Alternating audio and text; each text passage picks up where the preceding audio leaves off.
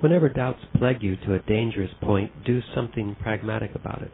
Turn off the light. Pierce the darkness. Find out what you can see. You saw the fleeting shadows against the trees. That's pretty good. I'd like you to see them inside this room. You're not seeing anything. You're just merely catching fleeting images. You have enough energy for that. The sorcerers of ancient Mexico saw the predator. They called it the flyer because it leaped through the air. It is not a pretty sight. It is a big shadow, impenetrably dark, a dark shadow that jumps through the air. Then it lands flat on the ground. The sorcerers of ancient Mexico were quite ill at ease with the idea of when it made its appearance on Earth. They reasoned that man must have been a complete being at one point, with stupendous insights, feats of awareness that are mythological legends nowadays. And then everything seems to disappear, and we have now a sedated man. What I'm saying is that what we have against us is not a simple predator. It is very smart and organized. It follows a methodical system to render us useless. Man, the magical being that he is destined to be, is no longer magical. He's an average piece of meat. There are no more dreams for man, but the dreams of an animal who is being raised to become a piece of meat. Trite, conventional, imbecilic. This predator, which of course is an inorganic being, is not altogether invisible to us, as other inorganic beings are. I think as children we do see it and decide it's so horrific that we don't want to think about it. Children, of course, could insist on focusing on the sight, but everybody else around them dissuades them from doing so. The only alternative left for mankind is discipline. Discipline is the only deterrent. But by discipline, I don't mean harsh routines. I don't mean waking up every morning at 5:30 and throwing cold water on yourself till you're blue. Sorcerers understand discipline as the capacity to face with serenity odds that are not included in our expectations. For them, discipline is an art.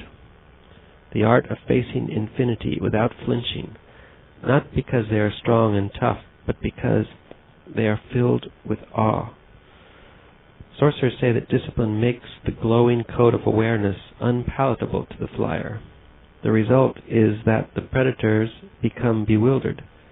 An inedible glowing coat of awareness is not part of their cognition, I suppose. After being bewildered, they don't have any recourse other than refraining from continuing their nefarious task. If the predators don't eat our glowing coat of awareness for a while, it'll keep on glowing. Simplifying this matter to the extreme, I can say that sorcerers, by means of their discipline, push the predators away long enough to allow their glowing coat of awareness to grow beyond the level of the toes. Once it goes beyond the level of the toes, it grows back to its normal size. The sorcerers of ancient Mexico used to say that the glowing coat of awareness is like a tree. If it is not pruned, it grows to its natural size and volume. As awareness reaches levels higher than the toes, tremendous maneuvers of perception become a matter of course. The grand trick of those sorcerers of ancient times was to burden the flyer's mind with discipline. They found out that if they taxed the flyer's mind with inner silence, the foreign installation would flee, giving to any one of the practitioners involved in this maneuver the total certainty of the mind's foreign origin. The foreign installation comes back, I assure you, but not as strong, and a process begins in which the fleeing of the flyer's mind becomes routine until one day it flees permanently. A sad day indeed. That's the day when you have to rely on your own devices, which are nearly zero. There's no one to tell you what to do. There's no mind of foreign origin to dictate the imbecilities you're accustomed to. My teacher, the Nagual Julian, used to warn all his disciplines that this was the toughest day in a sorcerer's life, for the real mind that belongs to us, the sum total of our experience, after a lifetime of domination, has been rendered shy, insecure, and shifty. Personally, I would say that the real battle of sorcerers begins at that moment. The rest is merely preparation. Discipline taxes the foreign mind no end, so, through their discipline, sorcerers vanquish the foreign installation. I'm going to give the flyer's mind, which you carry inside you, one more jolt. I'm going to reveal to you one of the most extraordinary secrets of sorcery. I'm going to describe to you a finding that took sorcerers thousands of years to verify and consolidate. The flyer's mind flees forever when a sorcerer succeeds in grabbing on to the vibrating force that holds us together as a conglomerate of energy fields. If a sorcerer maintains that pressure long enough, the flyer's mind flees in defeat. And that's exactly what you're going to do. Hold on to the energy that binds you together. You are fearing the wrath of God, aren't you? Rest assured, that's not your fear. It's the flyer's fear. Because it knows that you will do exactly as I'm telling you. Don't worry, I know for a fact that those attacks wear off very quickly. The flyer's mind has no concentration whatsoever. You're being torn by an internal struggle. Down in the depths of you, you know that you are incapable of refusing the agreement that an indispensable part of you, your glowing code of awareness, is going to serve as an incomprehensible source of nourishment to naturally incomprehensible entities, and another part of you will stand against this situation with all its might. The sorcerer's revolution is that they refuse to honor agreements in which they did not participate. Nobody ever asked me if I would consent to be eaten by beings of a different kind of awareness. My parents just brought me into this world to be food like themselves, and that's the end of the story. The more you think about it, and the more you talk to and observe yourself and your fellow men, the more intense will be the conviction that something has rendered us incapable of any activity or any interaction or any thought that doesn't have the self as its focal point. Your concern, as well as the concern of everyone you know or talk to, is the self. Focus your attention on the fleeting shadows that you actually see. The flyer's mind has not left you. It has been seriously injured. It's trying its best to rearrange its relationship with you, but something in you is severed forever. The flyer knows that.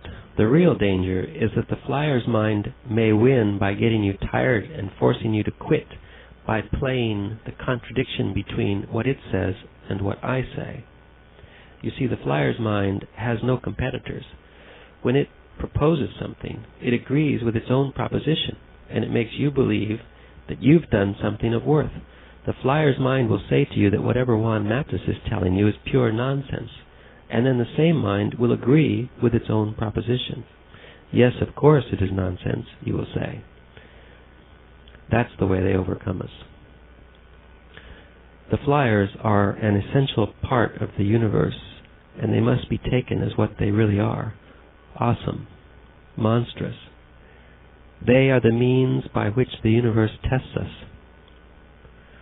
We are energetic probes created by the universe, and it's because we are possessors of energy that has awareness that we are the means by which the universe becomes aware of itself.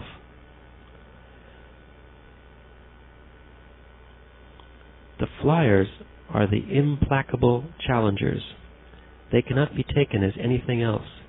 If we succeed in doing that, the universe allows us to continue. It's time for another kind of maneuver. I want to propose a weird idea to you. I have to stress that it's a weird idea that will find endless resistance in you. I will tell you beforehand that you won't accept it easily, but the fact that it's weird should not be a deterrent. Your mind is always open to inquiry, isn't that so? The weird idea is that every human being on this earth seems to have exactly the same reactions, the same thoughts, the same feelings. They seem to respond in more or less the same way to the same stimuli.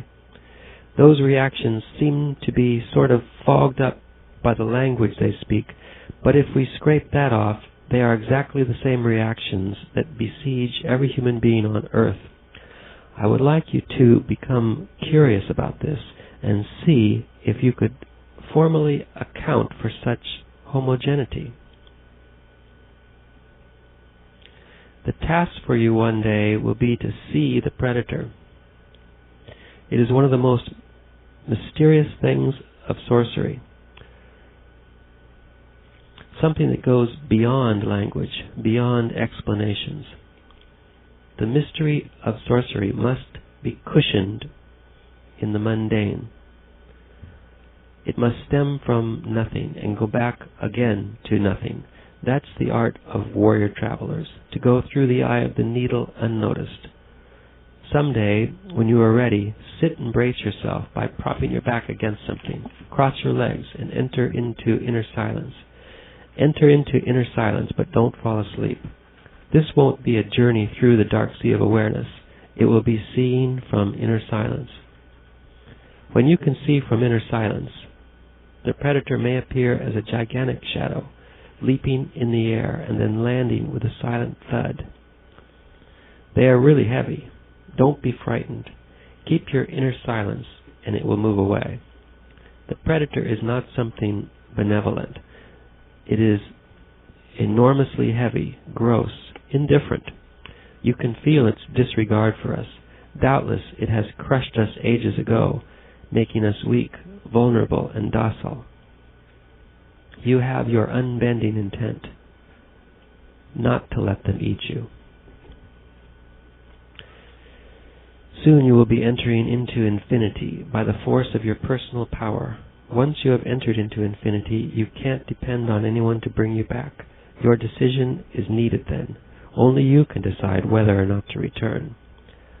I must also warn you that few warrior travelers survive this type of encounter with infinity. Infinity is enticing beyond belief. A warrior traveler finds that to return to the world of disorder, compulsion, noise, and pain is a most unappealing affair.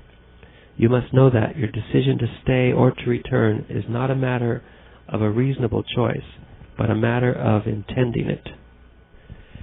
If you choose not to return, you will disappear as if the earth has swallowed you. But if you choose to come back, you must tighten your belt and wait like a true warrior traveler until your task, whatever it might be, is finished, either in success or in defeat. Today, you are going to fulfill a concrete task, the last link of a long chain, and you must do it in your utmost mood of reason.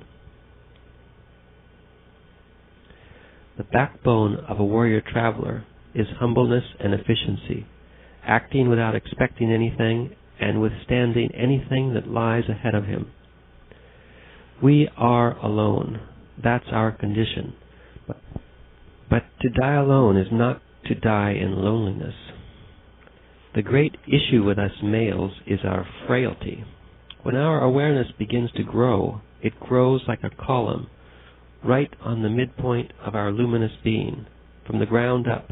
That column has to reach a considerable height before we can rely on it. At this time in your life, as a sorcerer, you easily lose your grip on your new awareness. When you do that, you forget everything you have done and seen on the warrior traveler's path, because your consciousness shifts back to the awareness of your everyday life.